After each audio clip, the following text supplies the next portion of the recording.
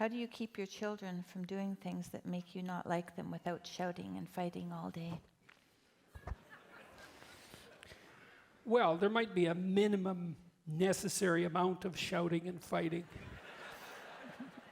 Well, in my first book, I outlined 2 principles that were derived from political philosophy, one from France and one from the English common law tradition. And the French principle was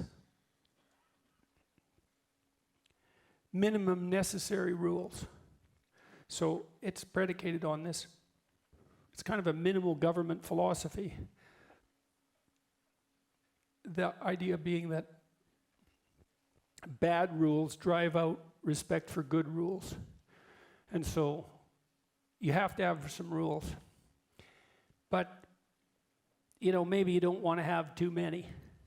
And you can understand that because, like, how many rules do you want to enforce? You want to spend all your time running around enforcing rules? And the answer to that should be no, because you have a life. And then you have to figure out what the important rules are.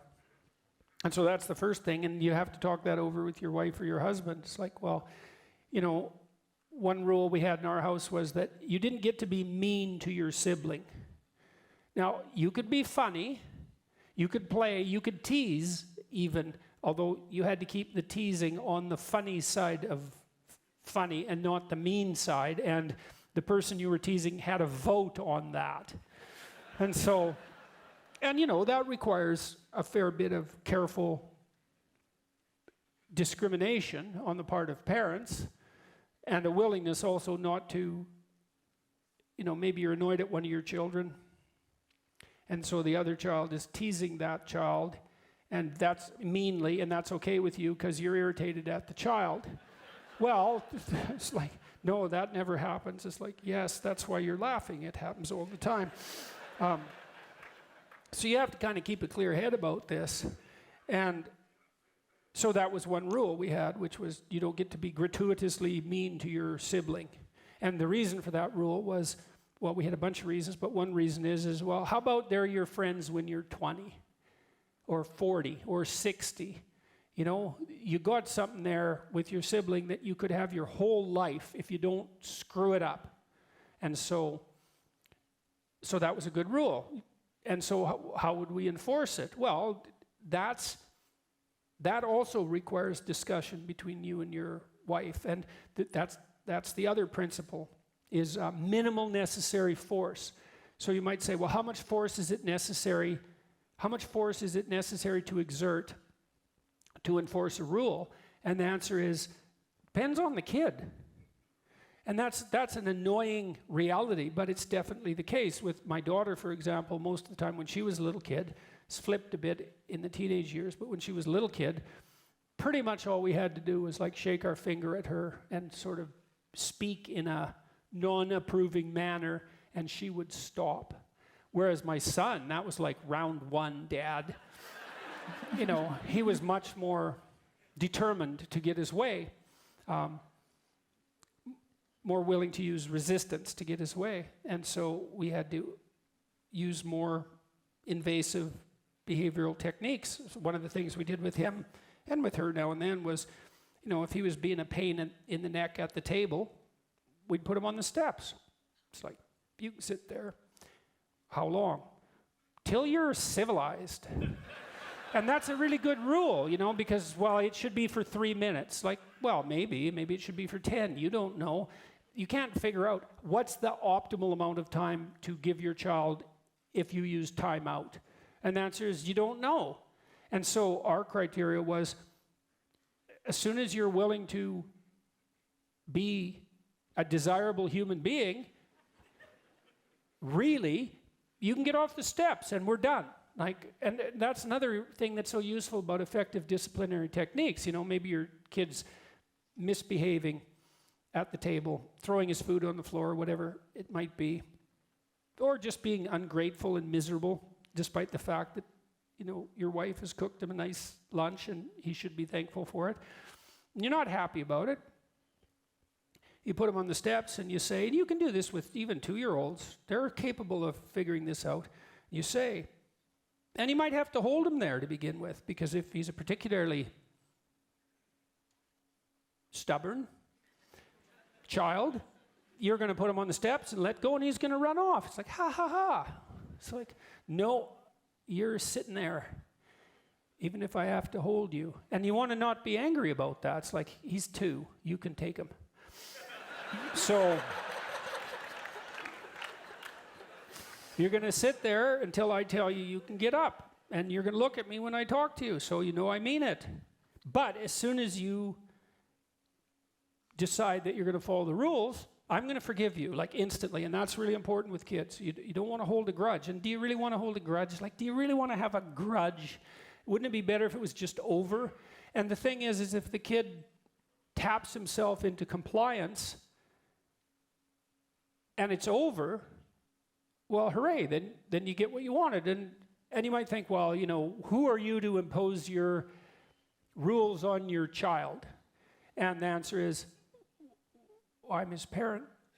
And you might say, well, what gives you that right? And the answer is, well, I took on the responsibility, and so there's rights that go along with that. And second, like, who else is going to do it? So what gives me that right? It's like, it isn't exactly my right, it's my responsibility. Right? It's not like I want to put my child on the steps to gratify myself unless there's something seriously wrong. It's not pleasurable in and of itself. It's like, I don't want the kid to be a squalling, wretched reprobate that everyone hates. And so, if you remember your elementary school life and junior high school life, there were children who were very unpopular and who didn't know how to behave. And how about that isn't your kid? How about that? And so that's who you are to impose those rules. And you say, well, how do you know those are the right rules? And the answer is, that's bloody tricky, man. And that's partly why it's a good idea to be married. Because if the two of you can agree on a rule, then there's some reasonable likelihood that it's an okay rule. Because what's the probability that you're both crazy in exactly the same way? So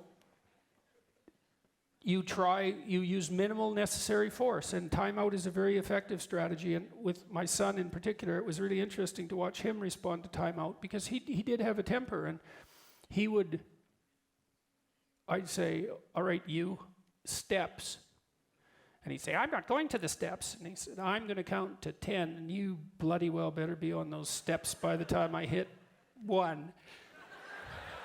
And he'd go, I'm not going. And I'd go, 10. And he'd look all panicky. And he'd just run around, 9, 8. Don't count! Don't count! I hate it when you count! Yeah. Usually, by 2, he was pretty damn close to the stairs.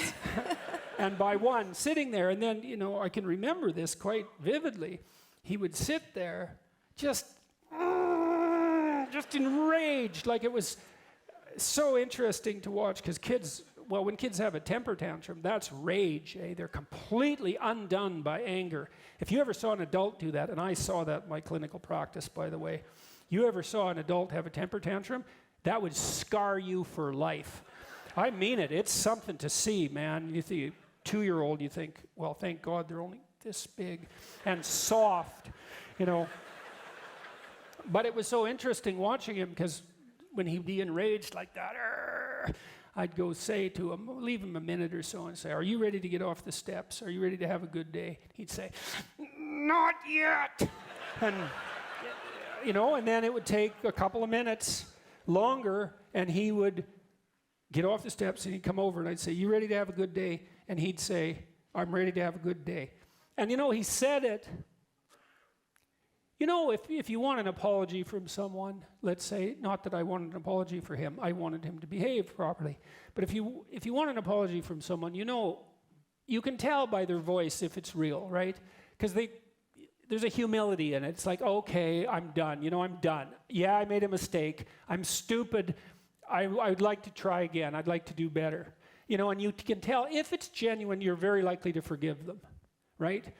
And you listen carefully for that, and if there's any note of falsehood, it's much harder to let the person off the hook. But if they've really admitted their mistake and are willing to try again, then if you're a reasonable person and you haven't stored up too much resentment, then maybe you'll let them off the hook. And it was very easy when he would come over after getting himself together and say that, then we'd just go on our way and it was done. And that was lovely because we had reasonably effective disciplinary strategies worked out. We didn't have to fight all the time, although we had to fight now and then. We didn't have to scream and yell, and the emotional tenor of the house wasn't at a high level consistently. It was like there'd be sharp outbursts of trouble that were short and contained, and then peace again. And the aim was peace. It's like, how about some peace? Wouldn't that be lovely in your life? Some actual peace, you know, which isn't, I'm holding my tongue and my nose simultaneously because of all the things that are going on here that I can't dare to talk about. As God, that's a terrible way to live.